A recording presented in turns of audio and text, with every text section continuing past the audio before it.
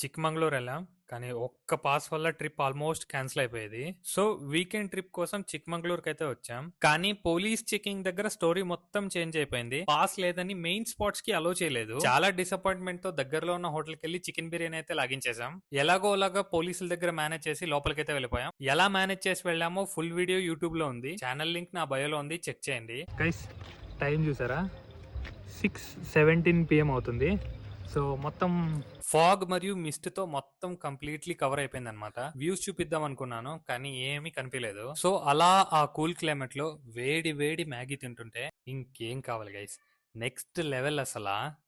చలికి వేడిగా భలే ఉండదురా. కొన్ని ట్రిప్స్ ఏంటంటే ప్లాన్ ప్రకారం జరగవు, కానీ అన్ఎక్స్పెక్టెడ్ మూమెంట్స్ బెస్ట్ మెమరీస్ అవుతాయి. సో ప్లేసెస్ మిస్ అయ్యాం, బట్ పీస్ ఇంకా ఎంజాయ్మెంట్ మాత్రం ఫుల్ గా దొరికింది. ఫైనల్లీ కిందికైతే వచ్చేసాం. డిన్నర్ కి బెన్న దోశ అయితే ట్రై చేశాను. టేస్ట్ అయితే నెక్స్ట్ లెవెల్. సో మేమైతే పాసెస్ మిస్ అయ్యాం. మీరైతే చిక్మంగళూరుకి వచ్చేటప్పుడు ఖచ్చితంగా పాసెస్ మిస్ అవ్వకండి. That's it for today.